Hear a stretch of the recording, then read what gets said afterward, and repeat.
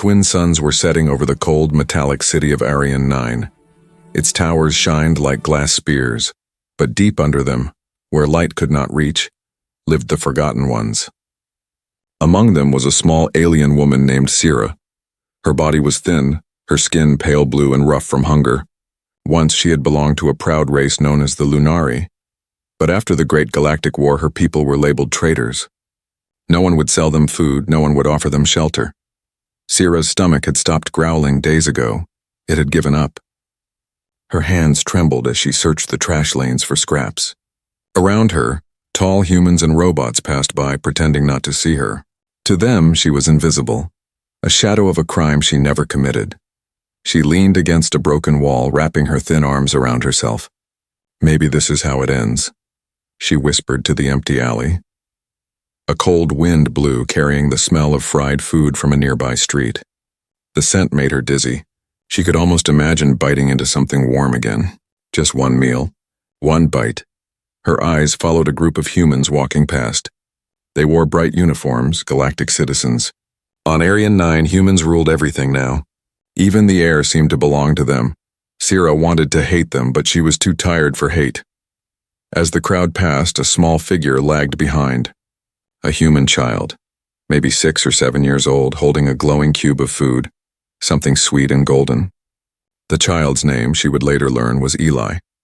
He walked slowly, humming to himself, until he noticed the strange figure crouched by the wall. Their eyes met, his bright brown eyes and her deep silver ones. Sira turned her face away quickly. She knew what came next. The fear, the scream, the insult, but there was silence. Then small footsteps. "Are you hungry?" Her heart stopped. The voice was small, gentle, unlike anything she'd heard in months. She looked up. The child stood just a few feet away, holding out his food cube with both hands. She stared at it. She could smell the sweetness. Her throat burned with need. I can't," she whispered. "They'll punish you if they see." Eli tilted his head. "My dad says sharing is good." She shook her head again, but her hands betrayed her. Slowly, trembling, she reached out and took the food. The warmth of it almost made her cry. She took one small bite. It tasted like life. "Thank you," she said softly. Her voice cracked. "You shouldn't be kind to me." The boy frowned. "Why? You look sad." "Sad people need friends." Friends. The word felt strange in her mouth. She had forgotten what it meant. Before she could answer, a sharp voice shouted from the corner, "Eli! Get away from that thing."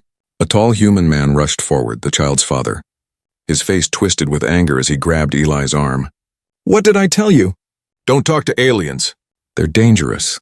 Sira flinched as the man glared at her. "If you touch him again, I'll call the patrol." He pulled the boy away, the glowing food cube falling to the ground. Eli looked back, his eyes full of confusion. "But she was hungry. Enough!" the man snapped. They disappeared into the crowd. Sira stared at the fallen food, half-eaten and glowing softly. Slowly she picked it up. For the first time in years, her eyes filled with tears, not from pain, but from something else. Something warm she didn't understand. That night, as the stars blinked above the metal city, Sira whispered to herself. He said, "Friends." It had been so long since anyone had used that word with her. But kindness, even small, was dangerous on Arian 9. And she knew, if anyone found out that a human child had fed an alien, the galactic law would not forgive it. As she hid in the shadows, clutching the half-eaten cube, she didn't know that this small moment, this tiny act of kindness, would change everything. For her, for the boy, and for the galaxy.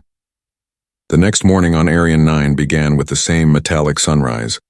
The twin suns painted the glass towers gold, but deep below the city's underlevels stayed cold and gray.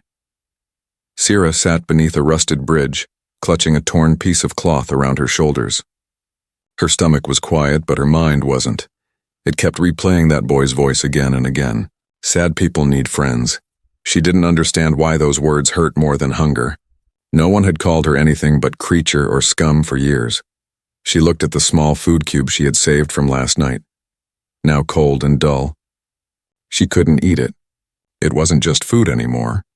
It was proof that someone had seen her as more than a monster, but kindness from a human child was dangerous.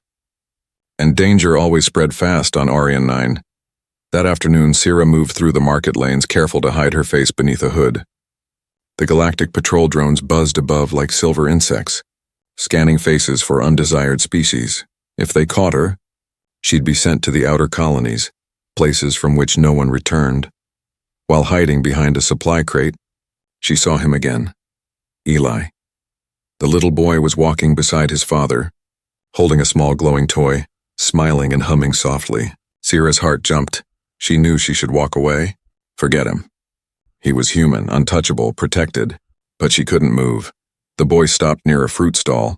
His father turned to talk to a trader, leaving him alone for a moment. Then out of nowhere, a drone swooped low. Unauthorized device detected. It blared, flashing red lights. Eli froze, scared. The glowing toy in his hand was harmless, but the drone mistook it for contraband tech. Its laser scanner charged up. Before Sira even thought, her body moved. She dashed from the shadows and pulled the boy back just as a beam of red light scorched the ground where he'd been standing. The crowd gasped. The drone turned its sensor toward her. Lunari species detected. Alert, illegal presence. Sira grabbed the boy's hand and ran. "Don't look back," she shouted. Her legs moved like lightning through the narrow alleys. The drone followed, blasting warnings. The sound echoed through the tunnels. They reached a dead-end wall covered with pipes. Sira spun, her chest heaving. The drone was closing in, metal wings cutting through the air. She raised her hand, and for the first time in years, her old power, the light of the Lunari, flared to life. A pulse of blue energy burst from her palm. It hit the drone and sent it crashing into the wall with a burst of sparks. Smoke filled the alley. Eli stared in awe. "You saved me." Sira looked down at her glowing hand. It trembled. That power had once made her kind feared and hunted. Now it had saved a human child. "Go," she said quickly. "Your father will be looking for you. But what about you?" "I'll be fine," she lied. "Run before the others come." He hesitated, then pressed something small into her hand. A silver badge shaped like a star. "It's mine," he said softly. "For my friend." Before she could reply, he ran back toward the main road. Sira looked at the badge. It was warm from his hand. For a moment she felt something she hadn't felt since her homeworld fell. Hope. Then the sound of boots echoed down the alley. Patrol officers. They were searching for her. She slipped into the shadows, her hood pulled low. She knew the law. Saving a human didn't make her a hero. It made her a criminal. That night she found shelter inside an old transport tunnel, the walls humming with old power cables. She sat alone, the silver badge in her hand. "He called me his friend," she whispered. But she also knew what would happen if the patrol traced her energy signature. They would come for her, and maybe even for the boy. She closed her eyes. "I can't let them find him. He's just a child." From that night onward, Sira became something new, an unseen guardian. Every evening she watched from the rooftops when Eli walked home from school. She followed his shadow, silent and hidden. No one saw her. No one thanked her.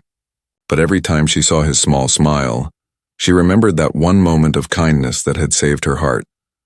What she didn't know was that others were watching too. Far above the city, inside a galactic command cruiser, her energy flare had been recorded. The file was labeled, "Lunari Outcast detected. Subject must be captured alive," and so began the hunt. For 3 nights, Sira stayed hidden beneath the old tunnels of Arian 9. The air was damp, filled with the smell of rust and oil. Every sound echoed too loudly. The drip of water, the distant hum of patrol ships, the whisper of metal boots above. She hadn't slept much. Each time she closed her eyes, she saw the boy's face, Eli, smiling as he said, "For my friend." That little star-shaped badge still rested in her hand. It gave her strength, but also fear, because kindness in a city like this came with danger. High above the city, inside the silver fortress of Galactic Command, a meeting was taking place. Hollow screens flickered across the room, showing images of the blue-skinned woman who had destroyed a patrol drone with forbidden Lunari energy. Subject 47B. "Confirmed Lunari," said Commander Voss, his voice cold and sharp. "She's been hiding for years, but now she's active again." An officer turned to him. "Sir, witnesses say she was protecting a human child." Voss laughed. "Don't be fooled. Lunari are manipulators. They act kind before they strike. Find her, Alive. The council wants to study what's left of her kind. The order spread quickly through the network. Patrol drones were sent into every sector. Posters flashed across public screens. Dangerous alien at large. Report sightings immediately. Down in the streets, Sira noticed the change. People whispered when she walked by. Robots scanned every corner. Patrol lights painted the walls in red and blue. She stayed in the shadows, but even there she felt trapped. One night, while searching for food, she heard small footsteps again. "Eli?" she whispered. The boy appeared at the alley entrance holding a small lantern. His face lit up when he saw her. "You're okay," he said. "I was scared they caught you." Sira stepped forward quickly. "You shouldn't be here. It's not safe, but I wanted to see you," he said softly. "Dad doesn't believe you saved me. He says you tricked me, but I know he's wrong." Her chest tightened. "Listen to me, Eli. You must forget about me. The patrols are looking for someone like me. If they see you with me again, I don't care," he said, eyes full of stubborn innocence. "You're my friend." Sira knelt down, her voice breaking. "Eli, you don't understand. I'm not like you. Humans fear my kind. They think we're monsters." He shook his head. "You're not a monster. Monsters don't save people." Before she could answer, a loud buzz filled the air and the sound of a patrol drone. Red lights flashed on the walls. Unauthorized movement detected. Sira grabbed Eli's hand and pulled him behind a crate. The beam of the drone scanned the alley, sweeping dangerously close. "Stay quiet," she whispered. They waited, hearts pounding. The drone hovered for a moment, then flew off into the distance. Sira exhaled slowly. That was too close. Eli looked up at her. "You should come to my house. We have food. You can hide in my room." "My dad won't," she interrupted gently. "Your father would turn me in to protect you. I can't risk that." Tears filled the boy's eyes. "Then where will you go?" "I don't know," she said softly. "But I'll find a way. I always do." He reached out and held her hand. "You don't have to be alone." Her throat tightened. For a second she wished she could believe him. But she knew better. The galaxy was not kind to outcasts. Suddenly a new sound echoed through the alley. Heavy boots. Voices. "Scan the area. Report shows Lunari energy signature near Sector 6. Sira froze. "They're here." She looked at Eli. "Run home, now. But go," she hissed. "Don't look back." He ran, his small steps fading into the night. Sira pressed herself against the wall as the patrol entered the alley. 3 soldiers. Armed. Searching. She held her breath. Her heart thudded like a drum. One of them aimed a scanner in her direction. The beam of blue light crawled closer. Closer. Then from the corner, a cat-like creature darted out, knocking over a can. The soldiers turned. "There, movement." They chased the wrong target. Sira slipped out silently through a maintenance tunnel, vanishing into the night. Hours later, she stood on the city's outer rim, looking down at the lights below. The wind blew through her hair, cold and sharp. She was free for now. But she knew this was only the beginning. Far away in a glowing house window, she could see Eli sitting by the glass, holding the silver badge that matched hers. Their friendship was now a secret, and secrets were dangerous. Sira clenched her fist. "They can hunt me," she whispered, "but I won't let them hurt him." As the night deepened, her silver eyes glowed faintly. Somewhere inside her, an old power awakened again, the power of a guardian. And the galaxy was about to find out what happens when an outcast fights for something she loves. Days passed in uneasy silence. The great city of Arion 9 gleamed brighter than ever, but under its shining towers fear grew like a shadow. Everyone had seen the warning posters, the silver-eyed alien who used forbidden power. Her name was whispered in fear and hatred, the Lunari ghost. Sira stayed hidden near the city's edge, living in abandoned tunnels and forgotten rooftops. She moved only at night, covering her face with torn cloth. Everywhere she looked, drones searched. Patrols scanned the air, but her heart wasn't afraid for herself anymore. It was afraid for him. She hadn't seen Eli since that night. Every hour she wondered, was he safe? Was his father angry? Did the patrols question him? She couldn't stay away. So each evening she climbed the old tower near his home and watched from afar. Through the cracked glass she saw him, a small figure sitting by his window, holding the silver badge she had given back to him once. He always looked up at the stars before sleeping, as if waiting for her. And each time, Sira whispered to the wind, "I'm still here." Little one, but not everyone was blind. A man in a dark coat often stood near the same street watching that house too. His name was Captain Dareth, a patrol commander known for hunting down outlaws. He had sharp eyes and no mercy. One evening, his scanner blinked red. "Energy residue detected," it said softly. He smirked. "So the ghost is near the boy." He sent a coded message to the command base. "Prepare the bait. We'll catch her tonight." That same night, Eli sat by his window again, lonely and silent. His father had locked the doors and warned him not to go outside. "The alien is dangerous," he'd said. Forget about her, but Eli couldn't forget. She had saved his life, twice. He looked out at the dark street. "Where are you, Sira?" he whispered. Then a faint blue glow flickered in the distance, a light that only he would recognize. It was her. Without thinking, he grabbed his small jacket and sneaked out the back door. The streets were quiet, the air cold. He followed the glow through narrow alleys until he reached an open square. There he saw her, standing in the moonlight. "Sira," he called out, running to her. She turned quickly, her hood falling back. Her silver eyes widened in shock. "Eli, what are you doing here?" "You shouldn't—" Before she could finish, red beams of light cut through the shadows. Patrol soldiers stepped out from every corner, weapons raised. "Target confirmed," shouted Captain Dareth. "Lunari subject located. Capture alive!" Sira's heart pounded. "It was a trap. Run, Eli," she shouted, pushing him behind her. The soldiers fired stun bolts. Sira spun, her hands glowing blue. She raised a shimmering shield, the energy forming a wall of light. The blasts struck it, shaking the ground. She screamed as the power burned through her veins. "She wasn't strong enough. Stay behind me," she gasped. Eli cried out, "Stop hurting her." The captain stepped forward, smirking. "You really think you can protect him, alien? You're nothing but a weapon that should have died with your kind." Sira's eyes glowed brighter. "Maybe I am a weapon," she said, voice trembling. "But I choose who I protect." With a wave of her arm, she sent a shockwave that knocked several soldiers off their feet. Sparks filled the air, alarms blaring, but her strength was fading fast. Each burst of energy tore through her body like fire. Eli ran to her side. "Please stop. You're hurt." She knelt beside him, coughing, blue light fading from her skin. "Eli, listen to me. You have to go. I won't leave you." Her hand cupped his cheek gently. "You're brave. But if they take you too, I'll never forgive myself." Tears streamed down his face. "But they'll hurt you." She smiled weakly. "They already have. Long ago. Before the soldiers could reach them, she slammed her glowing hand into the ground. A burst of light exploded outward, blinding everyone. When the light faded, she and Eli were gone.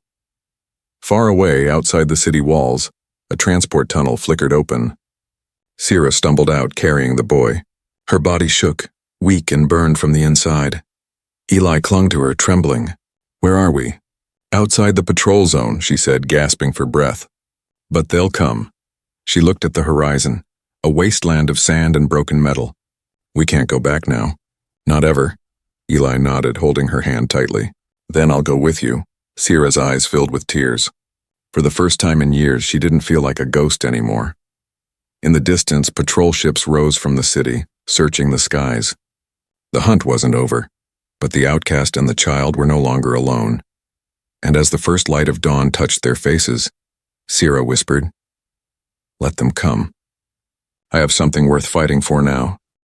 The wasteland stretched as far as the eye could see, endless sand mixed with the broken bones of machines. The air shimmered with heat during the day and froze like glass at night. No one lived here anymore. At least that's what the galaxy believed. Sira moved carefully, her steps uneven. The blue glow under her skin had dimmed and her strength was fading fast. Eli walked beside her, holding her hand tightly, his little face full of worry. "Are you okay?" he asked softly. She nodded weakly. "Just tired. The jump drained too much energy." They stopped near the remains of an old Lunari ship half buried in the sand. The symbol on its side, a silver circle surrounded by stars, was worn but still visible. Sira ran her fingers over it, her eyes distant. "This was one of ours," she whispered, "before the war. Before everything burned." Eli looked up at her. "Did you live on this ship?" "No," she said softly. "But my family did. Maybe once my people dreamed of peace here." He didn't understand all her words, but he felt the sadness behind them. He squeezed her hand tighter. We can make it home again. You and me. Her lips curved into a faint smile. You always believe in impossible things. I learned that from you, he said proudly. That night they built a small fire using broken cables and bits of metal that still sparked faintly with old power. Sierra sat close to the flame, her eyes reflecting its light. She looked at the boy beside her, sleeping peacefully despite the cold. For years she had been hunted, hated, forgotten. But now, sitting in the quiet desert, she realized something new. She wasn't alone anymore. Someone cared whether she lived or died, someone small, human, and full of hope. She touched the star-shaped badge Eli had given her. Friend, she whispered, her voice trembling. That word still scares me. Then suddenly a faint hum filled the air. She stood up quickly, eyes narrowing. The sand around them began to shift, glowing with hidden energy. The symbol on the ship flickered back to life. A voice echoed from inside the wreckage, old and mechanical. Lunari signal recognized. Initiating access protocol. Eli woke up with a start. What's happening? Sierra stared in disbelief. It's the ship. It's still alive. The ground opened slightly, revealing a staircase of light leading down into the darkness. She hesitated. This could be dangerous, Eli grinned. Danger never stopped you before. She couldn't help but smile back. Stay close. They descended together into the ancient ship. The air was thick with dust, but glowing lines along the walls pulsed like veins. At the center of the room stood a large crystal sphere filled with blue light. Sierra touched it gently and the sphere responded, flaring bright. A holographic image appeared. A Lunari woman with kind eyes, speaking in an ancient tongue. Sierra's heart raced. It's a memory. From before the fall, the hologram translated itself into galactic common. To all Lunari who survive, you are not forgotten. The galaxy turned against us, but our light remains hidden beneath the sands. Protect the children of the stars, they are our future. Sierra's hands trembled. Protect the children. Her eyes moved to Eli. That's why I met you, she whispered. It wasn't an accident. Eli tilted his head. What do you mean? I think your kindness awakened something old inside me. My people believed humans and Lunari were once connected, bound by shared light. The crystal pulsed again, showing fragments of history. Humans and Lunari standing together before the war, building worlds side by side. Then betrayal, fire, silence. Eli's eyes widened. So, humans and Lunari were friends before? Yes, she said softly. Before fear destroyed everything. Suddenly a new sound echoed, a low rumble outside. Patrol ships. The red lights of scanners swept across the sand. Sierra's heart pounded. They found us, Eli grabbed her arm. What do we do? She looked at the glowing crystal. We take this with us. It holds the truth. Proof that Lunari were not the monsters they say. She placed her hand on the sphere. It shrank into a small orb that fit in her palm, humming softly. But as soon as she did, the old ship began to crumble. Run, she shouted. They climbed the stairs as metal fell around them. A beam of light cut through the sand above. Patrol drones descending fast. Eli slipped, but Sierra caught him, pulling him close. Hold on. They burst from the ship just as it exploded, sending a shockwave of sand into the sky. Through the chaos, Sierra saw the patrol lights closing in. They'll capture us. Eli cried. Not tonight, she said, her eyes glowing brighter than before. She raised her hand and the ground beneath them shimmered. A hidden Lunari gate opened, a circle of blue light leading into the unknown. Sierra looked at Eli. Do you trust me? He nodded without hesitation. Always. She smiled, then jumped with him into the light. The portal closed, and the patrol ship circled the empty desert. Too late. Far away in the silence of space, the portal opened above a forgotten moon. Sierra and Eli tumbled onto soft white dust. The stars above them burned brighter than ever, and for the first time there was peace. Sierra looked up at the galaxy and whispered, The truth will rise again, and when it does, they'll know. Humans and Lunari were never enemies, only lost family. The portal closed behind them with a quiet hum, leaving Sierra and Eli standing on the surface of a forgotten moon. The ground was soft and silver, glowing faintly under the light of distant stars. The air was still but strangely warm. Above them, the shattered rings of a dead planet stretched across the sky like a frozen river of light. Eli looked around in awe. Where are we? Sira took a deep breath. This place? It's sacred.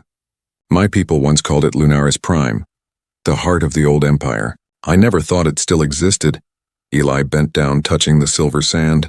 It feels alive. It is, she said softly. The moon's surface holds memories. My people built this place to store our history and our hope. As she spoke, faint blue lights began to rise from the ground, swirling around them like tiny spirits. They whispered softly in a language Eli didn't understand, but Sira did.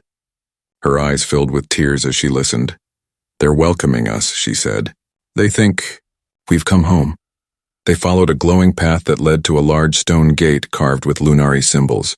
The gate opened when Sira touched it, revealing an underground city, ancient, silent, but still alive with blue energy pulsing through the walls. Eli's mouth fell open. This is beautiful. The halls were filled with crystal statues, each one shaped like a Lunari elder.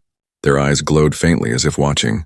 At the center stood a giant sphere of light, larger than any they had seen before. This is the core of memory, Sira whispered. It holds the truth of our people, everything before the war. Eli looked at her curiously. Can it show us what happened? She nodded. Yes, but once activated, it will reveal everything, even to the ones hunting us. He hesitated. Then maybe we shouldn't. She smiled gently. Truth should never hide, Eli. Lies built the walls that divide our worlds. It's time to break them. She placed the smaller orb from the desert into the core's center. A deep hum filled the chamber, and beams of light shot upward, forming images all around them. They saw the past, a time when humans and Lunari lived side by side. They shared cities, technology, and dreams. The two species built wonders together, bridges that connected planets, machines that sang to the stars. Then came the darkness. A powerful human faction, fearful of the Lunari's abilities, spread lies. They called the Lunari mind thieves, traitors, monsters. And soon the Great War began. The images turned red, fire, explosions, ships burning in orbit. The sky itself cracked under the weight of hatred. Sira fell to her knees, tears running down her face. They destroyed us. Because they were afraid of our light. Eli knelt beside her. But now we can show them the truth, right? She looked at him, her eyes shining. Yes. With this memory core, we can change everything. But even as she said it, a sharp sound echoed through the chamber. A signal, distant, but growing stronger. The patrols had found them. High above the moon's surface, a galactic command ship broke through orbit. Inside, Commander Voss watched the readings. Energy surge detected. Coordinates locked. The Lunari ghost is on that moon. He smirked. Prepare to deploy. The galaxy doesn't need ghosts. It needs obedience. Down below, Sira felt the tremor in the ground. She stood quickly, eyes blazing. They're coming. Eli grabbed her hand. We can run through another portal. She shook her head. No, the moon's energy is nearly gone. If we leave now, this truth dies here forever. But if we stay, they'll capture us. I know. She looked at him gently. But sometimes, Eli, fighting isn't about winning. It's about showing the world why you stood up at all. The boy's voice trembled. I don't want to lose you, Sira smiled sadly. You won't, not truly. She touched the core again, and it began transmitting the holographic memories into the sky, sending the truth into space, to every network and station across the galaxy. Images of humans and Lunari working together filled the night above 1,000 worlds. On distant planets, people looked up in shock. The truth was out. As the galactic ship descended, Sira turned to Eli. When they land, hide behind the crystal wall. Don't move until it's over. No, he cried. I'm staying with you. Eli, please, she started, but it was too late. The doors above burst open with light and soldiers poured in. Sira stepped forward, her eyes glowing brighter than ever before. I won't run anymore, she said. If they want me, they'll have to face the truth too. Outside, the sky of the forgotten moon burned blue as the light of Lunari and the fury of man met again after centuries. But this time something was different, because a child's small heart stood beside a broken alien's courage. And together, they were about to shake the galaxy awake. The forgotten moon shook under the roar of engines. The galactic command ship descended like a metal storm, its cannons glowing red. Dust and light swirled around Sira and Eli as soldiers surrounded the ancient Lunari city.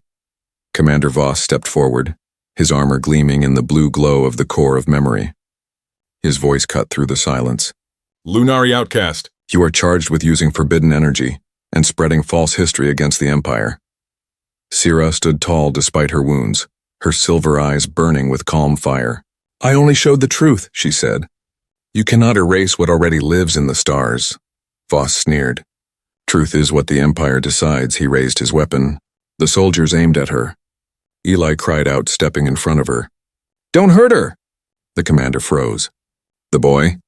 His eyes narrowed. So it's true. You've poisoned a human child with your lies. Sira's voice broke with pain and fury. He saw kindness before you saw fear. That's something your empire will never understand. Above them, the sky shimmered. The holographic broadcast she had released continued spreading. Across 1,000 planets, people watched the story of the Lunari unfold. Their friendship with humans, their fall, and their last survivor standing against the Empire. Citizens whispered. Some cried. And somewhere far away, a soldier looked up from his post and said, Maybe. We were wrong. Back on the moon, Voss gave the order. Fire! Blasts of red energy filled the air. But Sira moved first. A wave of blue light burst from her hands, forming a massive shield that curved like a dome around her and the boy. The energy screamed, vibrating through the ground. Eli shouted, Sira, stop! You're hurting yourself! She smiled weakly. It's all right. Light only hurts when you hold too much of it. But it's meant to be shared. The soldiers' blasts reflected back, shaking the entire chamber. The crystal statues around them began to crack, glowing brighter. Sira's energy spread into them, awakening the ancient Lunari spirits sleeping in stone. One by one, the statues came alive, their eyes lighting up with blue fire. They rose silently, forming a circle around Sira, their light joining hers until the entire moon glowed like a second sun. Voss stumbled back, shielding his face. What is this? Sira's voice echoed, soft but powerful. It's the light you tried to bury. The truth you feared. You cannot silence it anymore. Eli stood beside her, tears streaming down his face. Please don't go, he whispered. You said we'd stay together. Sira knelt down, her body trembling from the energy flowing through her veins. I am always with you, Eli. You reminded me who I am, not a weapon, not a ghost. Just someone who can still love. She placed her hand on his chest. A small spark of blue light passed from her to him. Keep this, she said softly. It's the light of my people. As long as it lives in you, the truth will never fade. The energy around her grew brighter, almost blinding. The ground shook. The sky cracked open with a flash and then silence. When the light faded, Sira was gone. Only a small blue crystal lay where she had stood, pulsing gently. Her last heartbeat turned into light. Eli fell to his knees, clutching it to his chest. He whispered, I'll tell them who you were. I promise. Commander Voss stared at the boy, shaken and speechless. Around them, the soldiers lowered their weapons, not from command, but from shame. They had seen something that no law could erase. Voss turned away, his voice hollow. Let them leave. Years passed. The story of the Lunari outcast spread across the galaxy. Some called her a rebel. Others called her a savior. But to one boy who grew up into a young man, she was simply his friend. Eli became a voice for peace, standing before councils, showing the recordings of the core of memory. He told everyone about the alien who had once been hungry, alone and hated, yet gave her life to protect a child and a truth the galaxy had forgotten. And slowly, something changed. Humans began to question their history. Lunari refugees came out of hiding. Worlds began to rebuild bridges long broken. One night, years later, Eli stood beneath the twin suns of Arian 9, the same city where it had all begun. He looked up at the sky, holding the glowing crystal that still pulsed faintly in his hand. He whispered, You were right, Sira. The light was never meant to fade. For a moment, the wind carried a soft voice, warm, kind, and familiar. Friends never fade, Eli. He smiled through his tears. I miss you. A gentle blue glow filled the horizon, rising like dawn. And across the galaxy, where war and fear once ruled, the story of the hungry outcast who became a guardian lived on. Not in statues, not in books, but in hearts that finally remembered what it meant to be human.